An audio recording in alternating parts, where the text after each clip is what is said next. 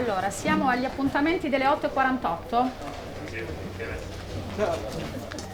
Anche oggi è una tappa importante. Monfalcone rappresenta un altro dei punti della nostra campagna vaccinale, quindi dopo Cividale la fiera di Udine, oggi Monfalcone, nei prossimi giorni la fiera di Gorizia, poi ci sarà la centrale idrodinamica a Trieste, poi gli altri punti esterni per la massiva a Codroipo, alla Tisana, a Tolmezzo, quindi proseguiremo in questo lavoro che coinvolgerà ovviamente anche Pordenone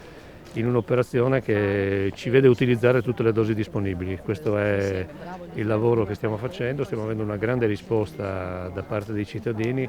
e soprattutto c'è uno sforzo importante di tutto il personale del Servizio Sanitario Regionale che io voglio davvero ringraziare, anche perché questo è un lavoro faticoso che si aggiunge a un anno di fatica, quindi stiamo cercando di fare le cose nel modo migliore. Mi pare che la Regione si stia adoperando e vediamo anche i risultati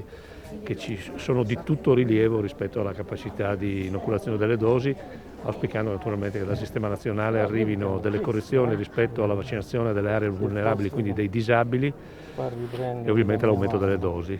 Questo anche in un'alleanza col sistema di protezione civile che è in campo anche lui per tutta l'attività di logistica che consente quindi trasportare vaccini e soprattutto consentire alle persone di arrivare in maniera ordinata e assisterle nell'attività di vaccinazione.